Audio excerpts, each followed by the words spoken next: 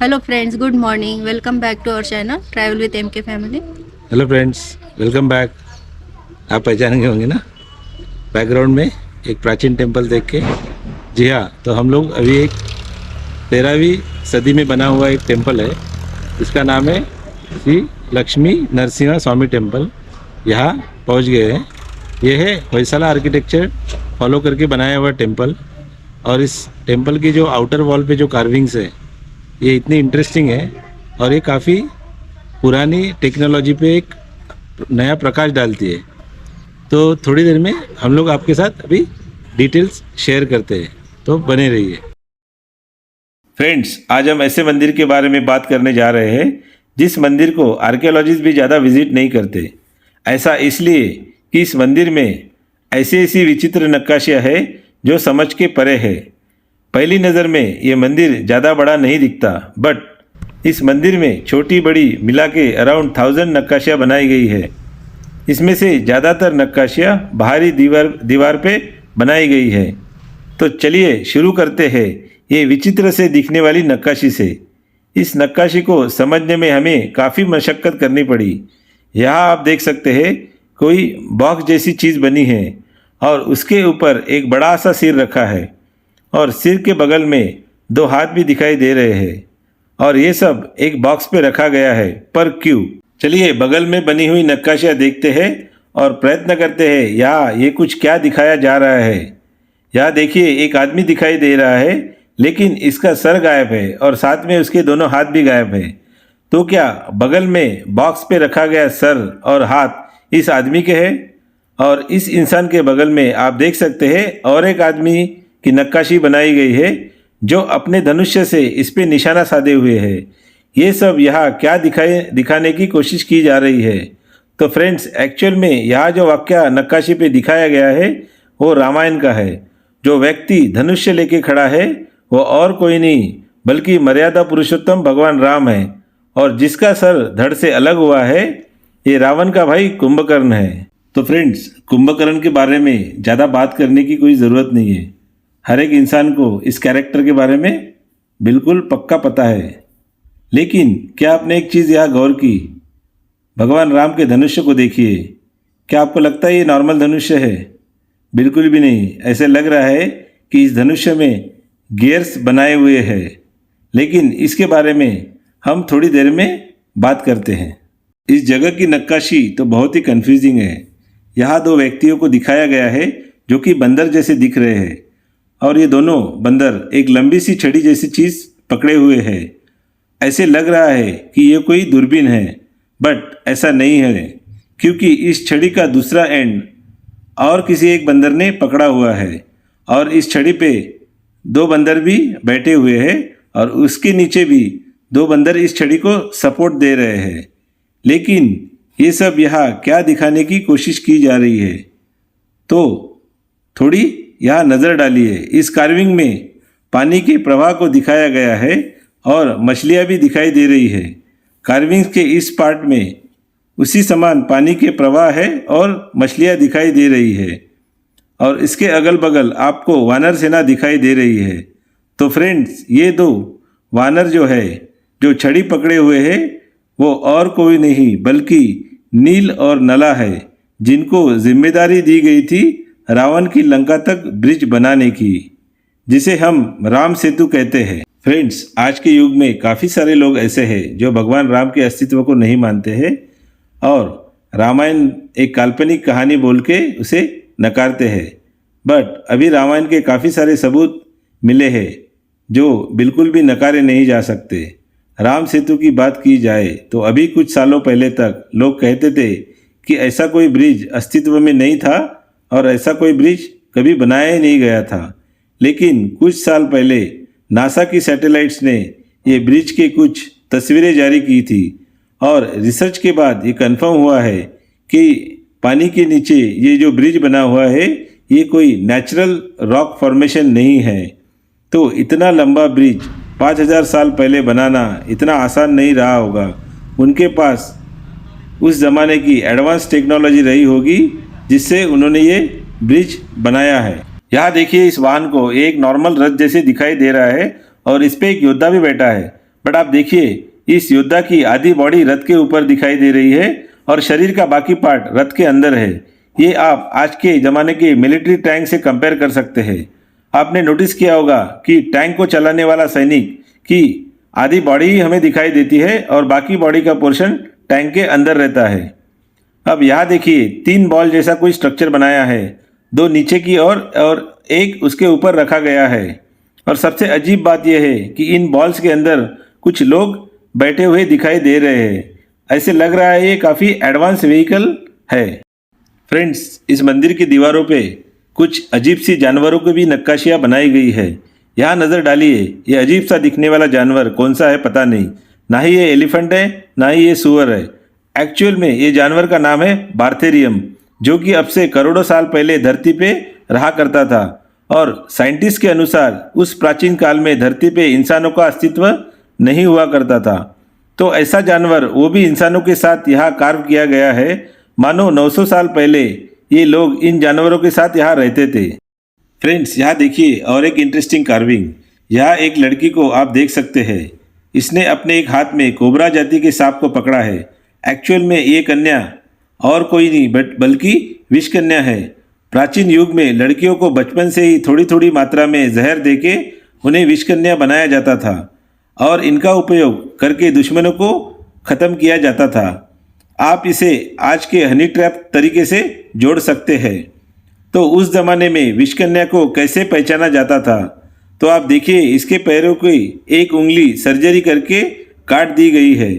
तो अगर किसी कन्या का एक टो नहीं है तो आप समझ जाइए एक विष कन्या है। वैसे आपने इस विष कन्या की हाई हील सैंडल नोटिस की क्या? चलिए अब थोड़ा भगवान राम के धनुष्य के बारे में बात करते हैं। जब भी आपने भगवान राम की फोटो या मूर्ति देखी होगी तो आपने देखा होगा उनका धनुष्य हमेशा उनके साथ रहता है। यहाँ भगवान राम का धनुष्य देखिए, क्या ये एक नॉर्मल धनुष्य के जैसा लग रहा है? और रामायण में लिखा है कि भगवान राम अपना लक्ष्य भेदने से कभी नहीं चूकते थे। यहाँ देखिए उनके द्वारा चलाया गया तीर ये सारे पेड़ों को चीर के अपना लक्ष्य को भेद रहा है। ऐसा क्या खास था भगवान राम के धनुष्य में, चलिए जानते हैं। यहाँ देखिए सैनिकों को धनुष्य लेके दिखाया गया है। इन सबके धनुष्य एकदम नॉर्मल दिखाई दे रहे हैं। ये सेना के आम सैनिक है, बट इस धनुष्य को देखिए, ये एकदम अलग है। इस धनुष्य में 2 व्हील्स लगे हैं, एक ऊपर और एक नीचे। ये काफ़ी इंटरेस्टिंग है। आज के ज़माने में जो प्रोफेशनल धनुर्धर रहते हैं वो ऐसे व्हील्स लगे हुए धनुष्य का उपयोग करते हैं, जिसे कंपाउंड बो एरो कहते हैं। यहाँ आप पिक्चर में देख सकते हैं। बट कंपाउंड बोस का आविष्कार अभी 50 साल पहले हुआ था, बट ये मंदिर 800 साल पुराना है।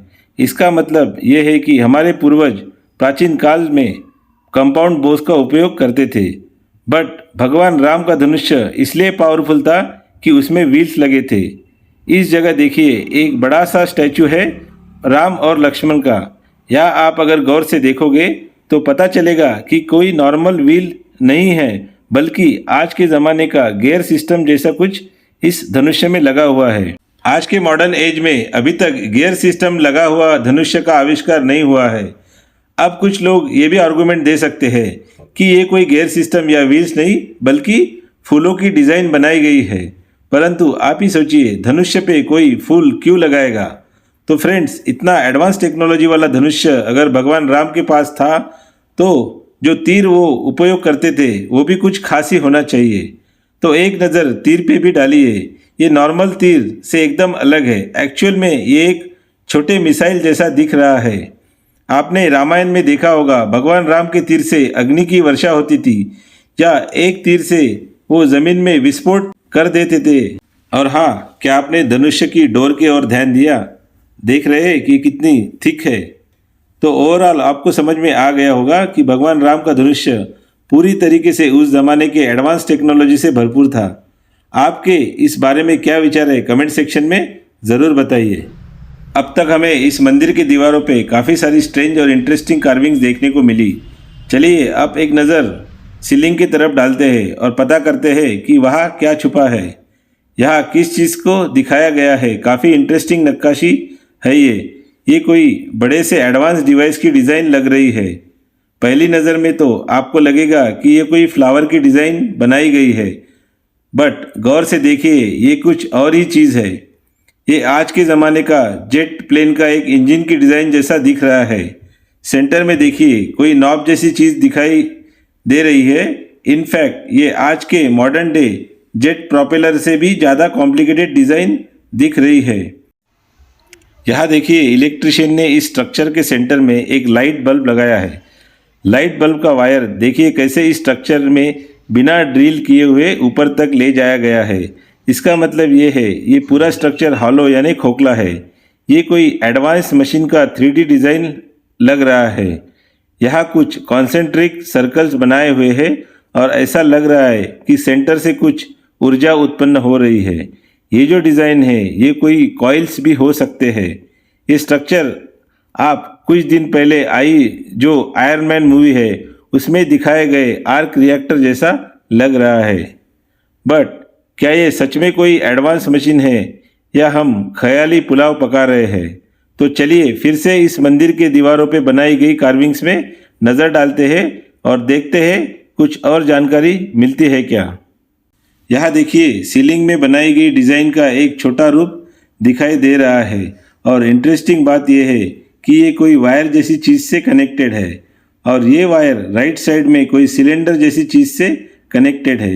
ये पूरा सिस्टम एक लंबी और मोटी रस्सी से कनेक्टेड है और ये रस्सी ये दो आदमी पकड़े हुए हैं।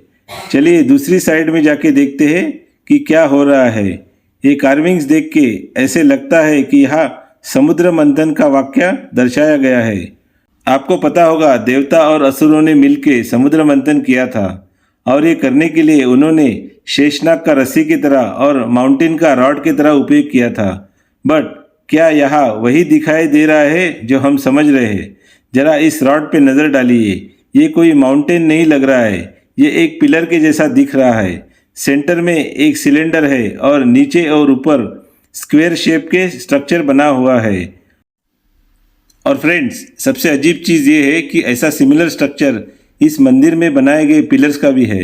ये पिलर्स देख के आप भी मानोगे कि ये नॉर्मल पिलर्स नहीं हैं और आर्कियोलॉजिस्ट ने भी ये कंफर्म किया है कि ये पिलर्स छन्नी हथौड़े से नहीं बनाए गए हैं बल्कि किसी लेथ मशीन का टेक्निक का यूज़ करके इसे बनाए गए हैं। तो क्या समुद्र मंथन नहीं बल्कि ये टेक्निक यहाँ दिखाई गई है जिसका यूज़ करके एक पत्थर को परफेक्ट राउंड शेप में ढाला गया है और उनका पिलर बनाया गया है। मंदिर में जो पिलर्स है ठीक उसी के ऊपर ये स्ट्रक्चर भी बनाया गया है। क्या ये कोई कोइंसिडेंस है? ये आर्क रिएक्टर की नक्काशी आपको मंदिर के दीवार पे बहुत जगह बनाई दिखाई देगी। ऐसा प्रतीत होता है कि मानो ये हमें चैलेंज कर रहे हैं कि आप ये सब समझने में सक्षम हो या नहीं। मंदिर के गर्भगृह के सीलिंग पे भी कुछ ऐसे ही डिज़ाइंस बनाई गई है जो समझ के परे है। चलिए भगवान नरसिंह के दर्शन करते हैं। भगवान नरसिंह की कितनी अप्रतिम मूर्ति यहाँ मंदिर में मौजूद है। नरसिंह भगवान जी के जो अस्त्र है पद्म चक्र गदा इत्यादि सुंदर तरीके से यहाँ दिखाई दे रहे हैं। इनके चेहरे पे एक अलग ही तरीके का तेज आपको देखने को मिलेगा। माता लक्ष्मी जी भी इनके साथ बैठी है। फ्रेंड्स अब लास्ट में मंदिर के दीवार पे बनाई गई सबसे इंटरेस्टिंग नक्काशियाँ आपको दिखाते हैं। इन नक्काशियों को समझने में आपको ज़्यादा मशक्क़त नहीं करनी पड़ेगी बट ये आपको सोचने पे मजबूर कर देंगे कि जिसके बारे में हम मॉडर्न एज में इतना ओपनली बात नहीं करते परंतु मंदिर के दीवारों पे पुरुष और स्त्री के अंतरंग पलों की नक्काशियाँ बनाई गई है। आपके इसके बारे में क्या विचार है ये कमेंट सेक्शन में ज़रूर बताइए। फ्रेंड्स जैसे वीडियो की शुरुआत में हमने बताया था कि छोटी बड़ी मिला के इस मंदिर में 1000 नक्काशियाँ बनाई गई है। सारी नक्काशियों के बारे में अगर बात करने जाएंगे तो ये वीडियो काफ़ी लंबा हो जाएगा।